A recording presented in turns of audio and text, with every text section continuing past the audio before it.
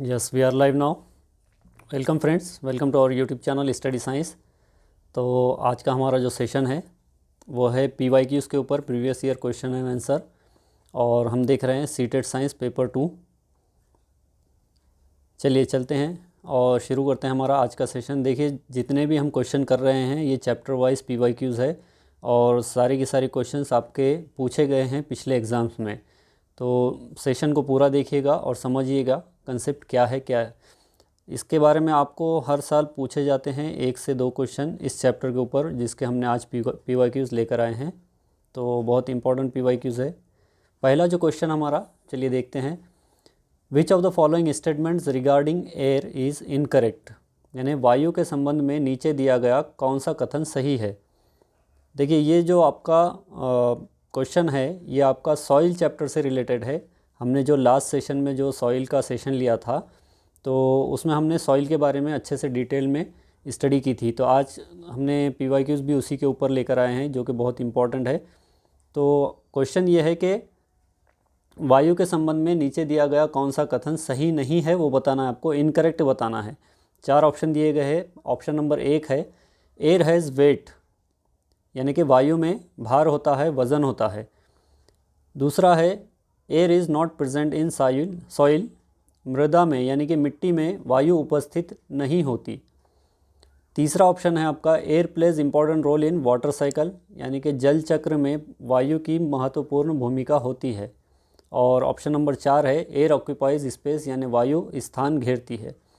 तो इसका जो राइट आंसर रहेगा दोस्तों, ये रहेगा एयर हैज़ वेट, यानी कि ये तो बात सही है इसकी कि आपके जो हवा होती है इसके अंदर वेट होता है, वज़न होता है। यानी कि हम जो भी गैसेस फॉर्म में कोई भी गैस या फिर एयर को हम जब लेते हैं, या फिर आप कोई अगर बलून लेते हैं तो बलून के अंदर अगर आप बिना हवा भरे के अगर उसका वेट देखेंगे तो वो कम होता है, लेकिन जब उसमें हवा भरते हैं आप किसी गुब्बारे में तो उसका वेट बढ़ जाता है, उसका वज़न बढ़ जाता है।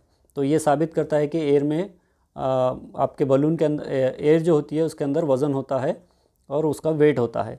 उसके बाद सेकंड ऑप्शन है air is not present in soil. तो ये ऑप्शन आपका गलत है कि आपके मिट्टी के अंदर जो सो हवा नहीं होती, ऐसा नहीं है। हमने सॉइल चैप्टर जब पढ़ा था तो उसमें हमने देखा था कि मिट्टी जो होती है 3 टाइप की आपकी सॉइल होती है। एक होता है 3 से 4 टाइप की आपकी सॉइल होती है। एक होती है आपकी क्ले सॉइल, दूसरा सैंडी सॉइल, लूमी सॉइल और सिल्टी सॉइल। तो सॉइल जो होती है दोस्तों, इसके अंदर आपके हवा प्रेजेंट होती है, एयर मौजूद होती है उसके अंदर। तो सैंडी सॉइल हम अगर देखेंगे तो वहाँ पर सबसे ज़्यादा आपको हवा देखने को मिलेगी, क्योंकि वहाँ पर जो उसके पार्टिकल्स होते हैं मिट्टी के, वो ज़्यादा स्पेस ऑक्यूपाई करते हैं, तो उसके बीच में हवा भी आपको ज़्यादा देखने को मिलती है। तो ये ऑप्शन आपका यहाँ पर गलत है। Air plays important role in water, ये भी बात सही है कि एयर जो सो आपके बहुत ज़्यादा महत्वपूर्ण भूमिका जो सो निभाता है वाटर साइकिल के अंदर, और एयर हवा यानी कि स्थान जो सो घेरती है, ये भी बात आपकी सही है। तो तीनों ऑप्शन आपके सही है, एक ऑप्शन इसमें गलत है और हमको बताना ही गलत है। तो इस क्वेश्चन का आंसर जो रहेगा वो रहेगा आपका ऑप्शन नंबर 2, यानी कि air is not present in soil. चलिए देखते हैं दूसरा हमारा क्वेश्चन क्या है। Question number 2, which of the following is different from the rest, यानी कि निम्नलिखित में से कौन सा अन्य से भिन्न है। यानी कि यहाँ पर 4 ऑप्शन दिए गए हैं और 4 में से आपको एक ऐसा ऑप्शन बताना है जो अलग है, और 3 ऑप्शन आपके एक जैसे हैं, यानी कि उनका मीनिंग कहीं ना कहीं एक जैसा होता है और एक जो है वहाँ पर वो अलग है। तो ये भी आपका दिसंबर 2019 में ये क्वेश्चन पूछा गया है और इसमें आपको 4 ऑप्शन जो दिए गए हैं, पहला तो है आपका डिफॉरेस्टेशन, यानी कि वनोन्मूलन जिसे हम कहते हैं, यानी कि जो जंगल की जो कटाई की जाती है, बड़े बड़े पेड़ या ट्रीज़ जो काट दिए जाते हैं, तो उसे हम कहते हैं डिफॉरेस्टेशन।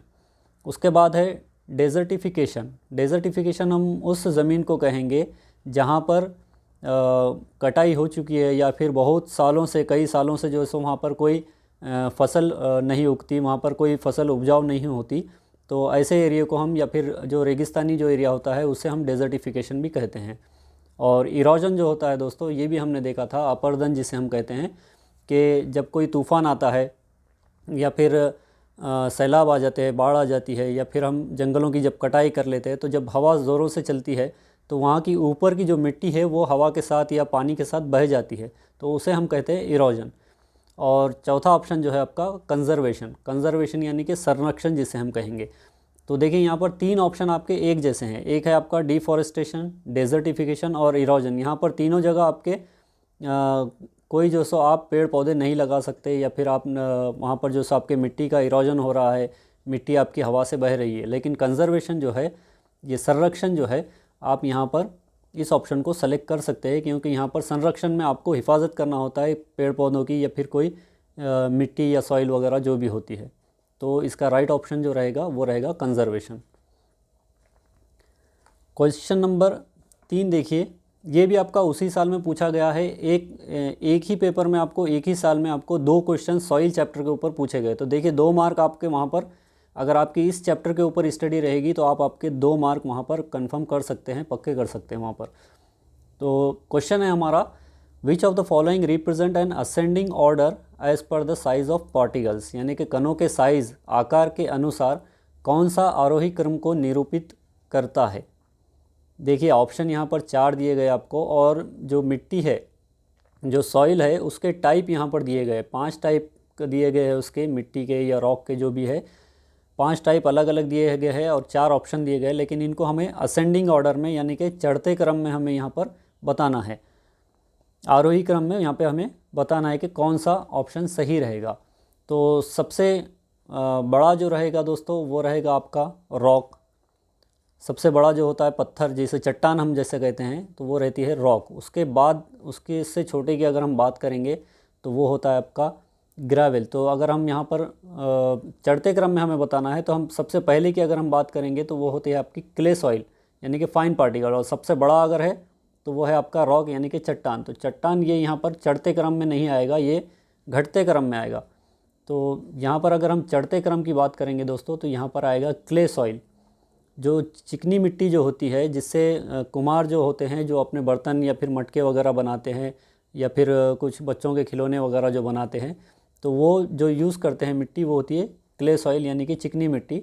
और ये सबसे फाइन पार्टिकल्स, बहुत ही बारीक पार्टिकल्स इसके मिट्टी के होते हैं।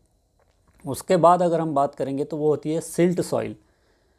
देखिए ये आपका सिल्ट सॉइल है। सिल्ट सॉइल आपने देखा होगा कि ये आपको नदियों के किनारों पे, तालाबों के किनारों पे, पॉन्ड्स के जो किनारे होते हैं, जहाँ से पानी बहकर जो सो चला जाता है, वहाँ पर आपको सिल्ट सॉइल देखने को मिलती है, जिसे भुरभुरी मिट्टी भी कहा जाता है कई दफ़ा। और आपकी जो लूमी सॉइल जो होती है, उसको ज़्यादा उपजाऊ बनाने के लिए कभी कभार जो है सो सिल्टी मिट्टी भी यूज़ की जाती है। उसके बाद सैंड की अगर हम बात करेंगे दोस्तों, सैंड जो है, तो ये सैंडी सॉइल जो होती है, जैसे कि थोड़ा बहुत उसके अंदर मोटे पार्टिकल्स होते हैं मिट्टी के, या फिर रेतीली टाइप की जो ज़मीन होती है, तो उसे हम कहेंगे सैंडी सॉइल या फिर सैंड। उसके बाद जो आएगा वो आएगा आपका ग्रेवल। तो ग्रेवल की अगर हम बात करेंगे तो ये सैंड से थोड़ा बड़े होते हैं, जैसा जो पत्थर के टाइप के जो होते हैं उसे हम कहेंगे ग्रेवल। और सबसे बड़ा जो होता है वो है आपका रॉक। तो राइट ऑप्शन जो रहेगा इसका, ऑप्शन नंबर 2 रहेगा इसका राइट ऑप्शन। इसके बाद देखिए क्वेश्चन नंबर 4। देखिए एक ही साल में वहाँ पर आपको एक ही पेपर में 2 क्वेश्चन आपको सॉइल चैप्टर के ऊपर देखने को मिले थे। तो बहुत इंपॉर्टेंट चैप्टर है ये, पूरा देखिएगा सेशन को। और अगर हो सकता है इस बार भी अगर 2 क्वेश्चन आ जाएं तो आपके वहाँ पर 2 मार्क आप कंफर्म कर सकते हैं। Question number 4 is identify the correct statement from among the following. ये भी आपका जनवरी 2021 में पूछा गया है क्वेश्चन। निम्नलिखित में से सही कथन को पहचानिए। यहाँ पर 4 ऑप्शन दिए गए हैं, 4 में से आपके 3 ऑप्शन गलत है और 1 ऑप्शन सही है। तो आपको सही ऑप्शन कौन सा है, सही कथन कौन सा है, स्टेटमेंट, वो बताना है आपको। तो पहला है यहाँ पर, the proportion of fine particles in sandy soil is relatively higher than in clay soil.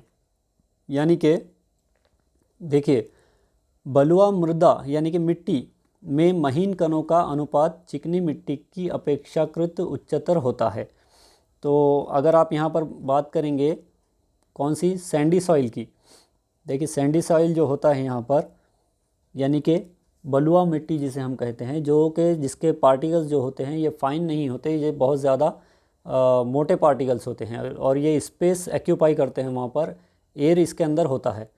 उसके बाद अगर हम ऑप्शन नंबर सेकंड देखेंगे तो the amount of large and fine particles is about the same in clay soil. तो यहाँ पर क्या कर रहा है, the amount of large and fine particles, यानी चिकनी मिट्टी में बड़े कणों और महीन कणों की मात्रा लगभग बराबर होती है।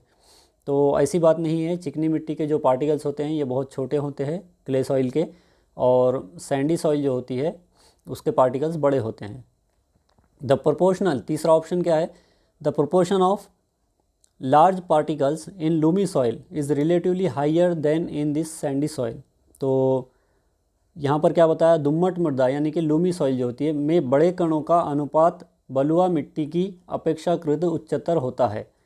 तो ये भी जो है आपका, ये भी गलत ऑप्शन रहेगा। उसके बाद अगर चौथा ऑप्शन देखेंगे हम, the proportion of fine particles in clay soil is relatively higher than in loamy soil. तो लूमी सॉइल में हमने देखा था दोस्तों कि लूमी सॉइल में क्या है, जो उसके पार्टिकल्स का जो साइज़ होता है लूमी सॉइल का as compare to clay soil बड़ा होता है और सैंडी सॉइल से छोटा होता है। तो यहाँ पर जो चौथा ऑप्शन जो रहेगा ये आपका राइट ऑप्शन बनेगा इसमें, यानी कि जो क्ले सॉइल होती है इसका पार्टिकल्स का साइज़ बहुत ही फाइन होता है, बहुत ही छोटा होता है as compare to loamy soil. उसके बाद चलते हैं हम हमारे पांचवें क्वेश्चन की तरफ। Identify the incorrect statement. आपको यहाँ पर गलत कथन बताना है, गलत स्टेटमेंट कौन सा है यहाँ पर, रॉन्ग स्टेटमेंट आपको वो बताना है। ये अभी इसी साल आपको अगस्त 2023 में ये क्वेश्चन पूछा गया है और हर साल आपको इसमें से क्वेश्चन देखने को मिलते हैं। इसमें आपको गलत कथन बताना है। देखिए, water retention capacity of clay soil is better than that of Lumi soil, यानी कि पानी को रिटेंशन करना यानी कि रिटेन करना यानी कि उसको थामे रखना है, फिर उसे रोके रखना। तो पानी को थामे रखने की यानी कि दुमटी मिट्टी की अपेक्षा चिकनी मिट्टी की जल धारण क्षमता बेहतर होती है। Water retention capacity of clay soil is better than that of Lumi soil. तो ये बात तो सही है, लेकिन हमें यहाँ पर बताना है गलत, यानी कि रॉन्ग ऑप्शन कौन सा है वो बताना है। तो ये पहला ऑप्शन तो यहाँ पर सही है, the particle size of clay soil is much smaller than that of Lumi soil. तो ये भी बात सही है कि आपकी जो क्ले सॉइल होती है चिकनी मिट्टी, तो इसके जो पार्टिकल्स होते हैं, इनके जो कण होते हैं वो जो है सो लूमी सॉइल से छोटे होते हैं। ये भी बात यहाँ पर सही है। ऑप्शन नंबर 3 है, clay soil is more fertile as compare to loamy soil, यानी कि दुमटी मिट्टी की तुलना में चिकनी मिट्टी अधिक उर्वरतर होती है। तो देखिए यहाँ पर क्या कह रहा है, clay soil is more fertile as compare to loamy soil, ये लग रहा है, लेकिन ऑप्शन नंबर 4 हम देखेंगे। ऑप्शन नंबर 4 है यहाँ पर, clay soil is better aerated than loamy soil. तो ये यहाँ पर ऑप्शन नंबर 4 यहाँ पर गलत हो सकता है कि क्ले सॉइल जो होती है ये बेटर होती है as compare to loamy soil aerated होती है। ऐसा नहीं है, क्योंकि हमारी जो लूमी सॉइल है वो बहुत ज़्यादा उपजाऊ होती है और लूमी सॉइल जो है सो ज़्यादा एरेटेड होती है as compare to clay soil. लेकिन अगर आप एनसीईआरटी के या फिर आपके आंसर की के हिसाब से आप अगर देखेंगे तो यहाँ पर एनसीईआरटी ने इसमें दोनों ऑप्शन जो है सो यहाँ पर रखा था कि अगर कोई तीसरा नंबर या चौथा नंबर अगर यहाँ पर कोई ऑप्शन सेलेक्ट करता है तो दोनों ऑप्शन उनके यहाँ पर सही हो सकते हैं। तो हमारे हिसाब से तो 4 नंबर होना चाहिए, लेकिन अगर हम एनसीईआरटी के हिसाब से अगर चलेंगे तो दोनों ऑप्शन यहाँ पर सही हो सकते हैं। तो इसका जो आंसर रहेगा दोस्तों ये रहेगा ऑप्शन नंबर 4।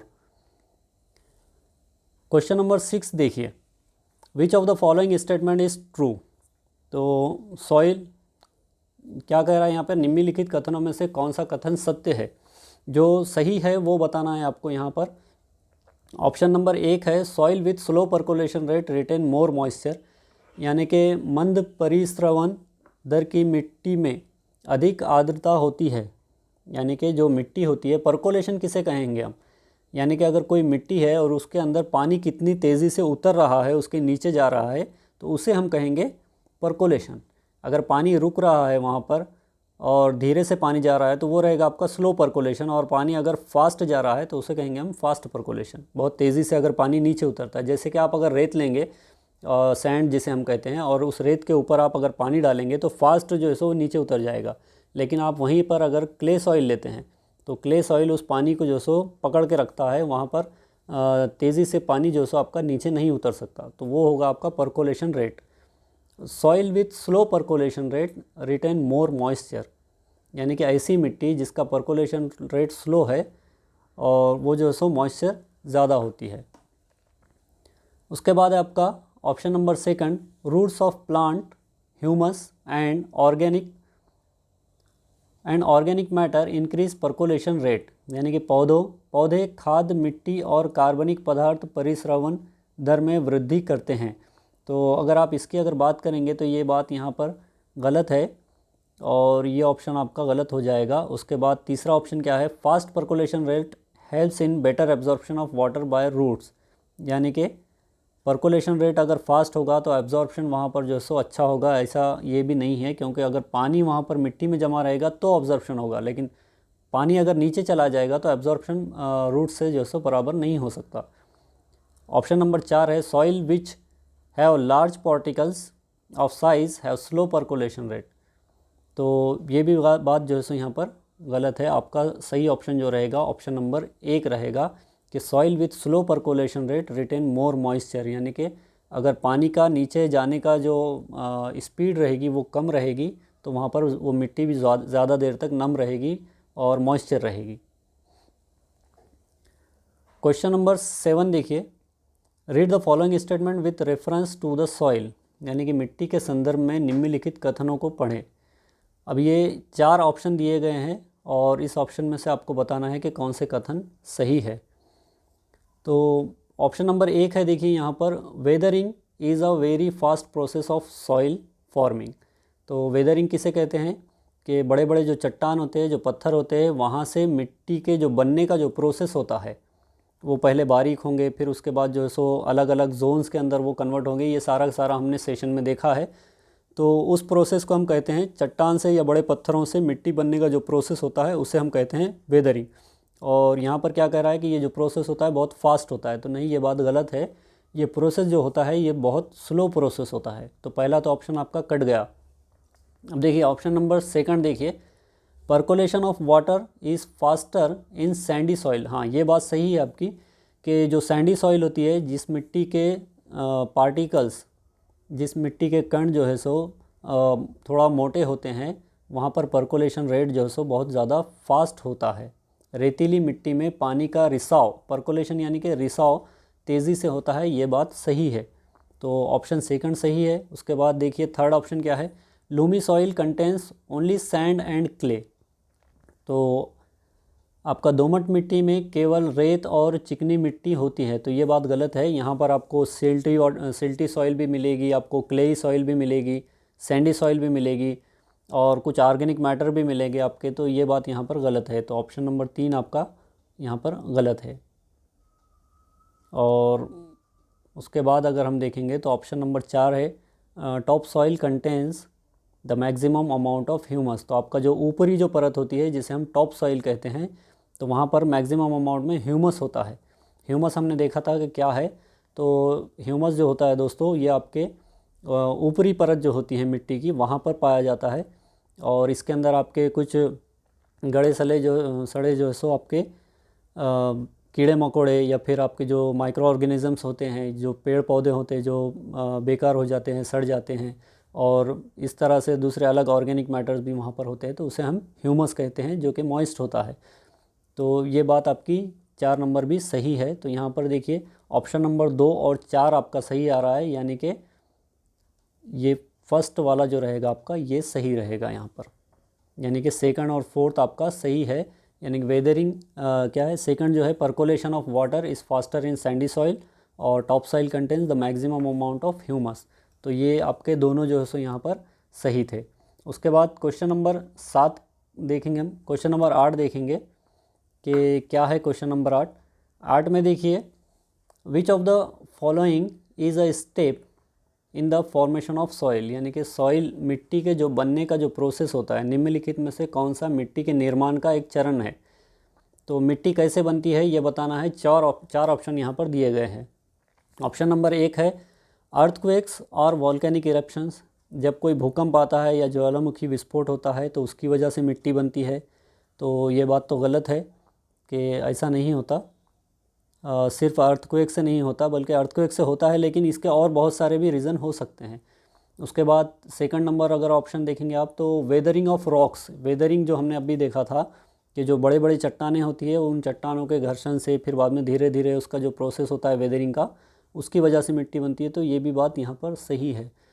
उसके बाद ऑप्शन नंबर 3 है एडिशन ऑफ ह्यूमस, यानी ह्यूमस का योग होने से, तो ये भी बात सही है। तो ऑप्शन तीनों यहाँ पर सही है। तो इसका जो राइट आंसर रहेगा वो रहेगा all are involve in the formation of soil, यानी कि सभी मिट्टी के निर्माण में शामिल है। इसका जो राइट आंसर रहेगा वो ऑप्शन नंबर 4 रहेगा। अब क्वेश्चन नंबर 9 देखिए, 9 number question, soil is formed from the parent rock material by a very slow gradual process called, यानी कि मिट्टी का निर्माण मूल चट्टान सामग्री से बहुत धीमा और क्रमिक प्रक्रिया द्वारा होता है, जिसे कहते हैं, क्या कहते हैं, ये अभी हमने दोनों क्वेश्चन में डिस्कस किया था कि जो रॉक से, जो पेरेंट रॉक किसे कहेंगे दोस्तों, पेरेंट रॉक हम उसे कहेंगे यानी कि जिस पत्थर से वो मिट्टी बनी है और किस टाइप का पत्थर था और उसके अंदर किस टाइप के मिनरल्स और दूसरे पार्टिकल्स पाए जाते हैं, तो उसे हम कहेंगे पेरेंट रॉक।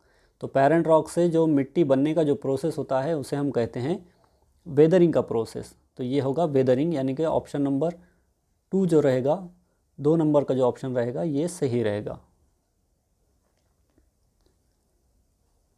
क्वेश्चन नंबर 10 देखिए, क्वेश्चन नंबर 10 है soil contains rock particles and, यानी कि मिट्टी में आपके रॉक पार्टिकल्स होते हैं और क्या होता है, रॉक पार्टिकल्स एंड मिट्टी में चट्टान के कण और डैश होते हैं। तो वाटर एंड एयर, जी हाँ वाटर एंड एयर तो होता है। उसके बाद आपका वाटर एंड प्लांट्स, प्लांट्स नहीं होते। और बाकी का ये जो रहेगा आपका ये गलत रहेगा, ऑप्शन नंबर 2। उसके बाद mineral, organic matter, air and water, हाँ ये यहाँ पर इसमें ये सारे के सारे ऑप्शन रहेंगे। तो इसका जो राइट आंसर रहेगा दोस्तों ये रहेगा आपका क्वेश्चन ऑप्शन नंबर 3, यानी कि आपकी मिट्टी के अंदर, आपके सॉइल के अंदर खनिज भी होते हैं, मिनरल्स भी होते हैं, ऑर्गेनिक मैटर यानी कि कार्बनिक पदार्थ भी होते हैं, एयर यानी कि हवा भी होती है, और वाटर यानी कि पानी भी होता है।